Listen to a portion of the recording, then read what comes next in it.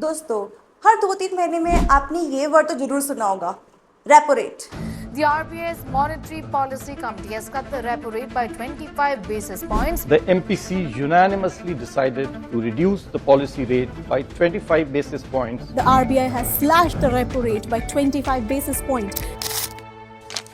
Repo rate वो rate है जिस रेट पर बैंक लोन लेते हैं आरबीआई से। तो आप सोचोगे मुझे क्या फर्क पड़ेगा इससे, ये तो बैंक और आरबीआई का लेना देना है। जी नहीं, अगर रेपो रेट इंक्रीज होती है तो आपका होम लोन हो जाता है महंगा और EMI. Reserve Bank hikes interest rates yet again by 25 basis points, the highest in 4 years. All the loans that come under the repo-linked lending rate, especially home loan and loan against property, will now cost higher. EMI बढ़ने का मतलब है कि अगर आपने loan लिया है 20 साल का तो वो हो जाएगी 21 साल, 22 साल या 25 साल, भगवान जाने। डिपेंड करता है कि आपका जो इंटरेस्ट है वो कितना इंक्रीज हो रहा है। लोन का सबसे बड़ा दुख यही है।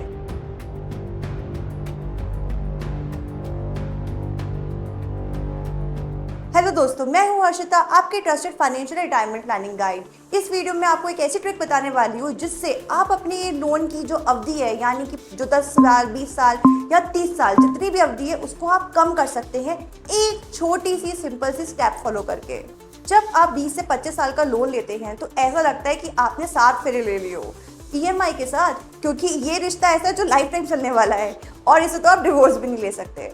आपको ट्रिक रिवील करने से पहले मैं आपको कुछ फैक्ट चेक करवाने वाली हूँ।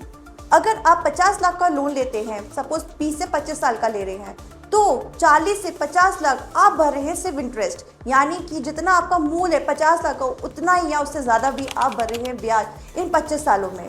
क्योंकि अगर अपन इस चार्ट को देखते हैं, इस चार्ट के थ्रू आप ये समझेंगे कि जो शुरू के साल होते हैं उसमें आप सिर्फ भर रहे हैं ब्याज, यानी 7 से 8 साल रुपये ब्याज भर रहे हैं जो आप ईएमआई पे कर रहे हैं। बाकी का जो पोर्शन है प्रिंसिपल, यानी कि मूल जो है वो बहुत धीरे धीरे करके कम हो रहा है। बाद के सालों में आपका जो प्रिंसिपल है वो ही चुकता है।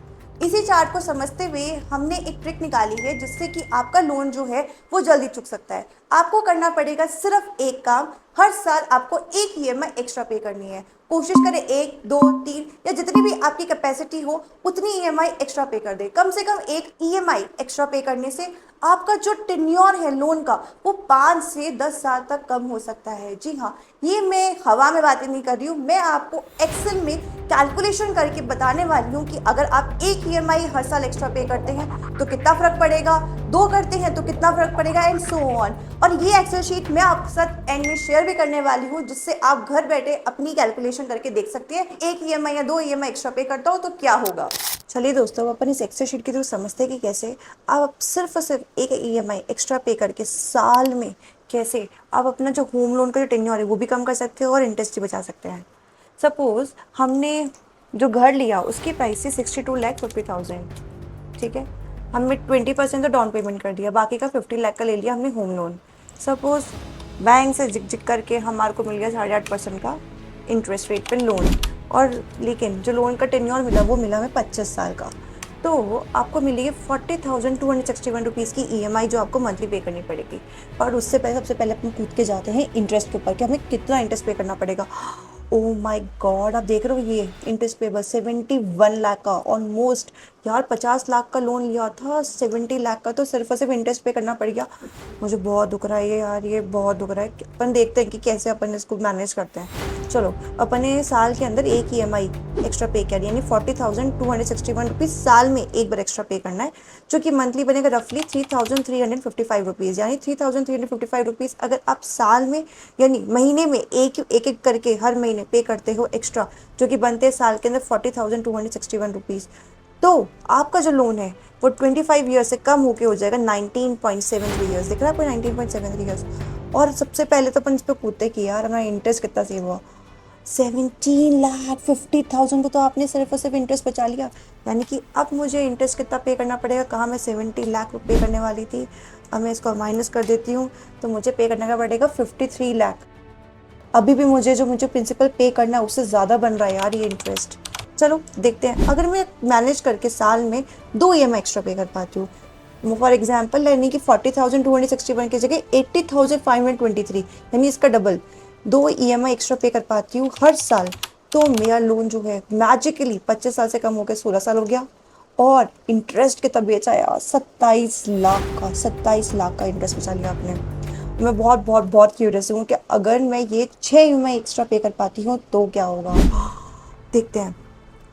ये मेरा हो गया अभी तक का इंटरेस्ट माइनस ये मैं अपना इंटरेस्ट यहाँ 25 लाख का, सिर्फ उसे 25 लाख का इंटरेस्ट पे करना पड़ेगा और जो मेरा लोन है वो 25 साल से कम हो जाएगा 10 साल में। यानी कि कहाँ मैं 25 साल लोन पे करती अब मुझे वो 10 साल के अंदर ख़त्म हो जाएगा और मेरे को सिर्फ और सिर्फ 25 लाख का भरना पड़ेगा इंटरेस्ट।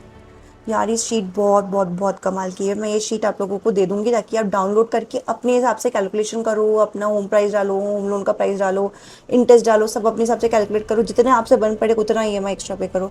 मैं आपको रिक्वेस्ट करती हूँ यार, एक EMI तो कम से कम एक्स्ट्रा पे कर दो यार, उसमें ही बहुत फ़र्क पड़ेगा।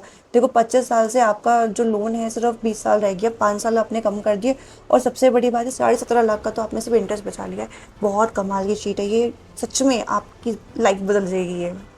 तो दोस्तों इस कैलकुलेशन से आप ये तो समझ ही चुके होंगे कि अगर आप एक EMI या 2 EMI साल में एक्स्ट्रा पे करते हैं तो आपका जो लोन का टेन्योर है 25 साल 20 साल वो कम हो जाएगा।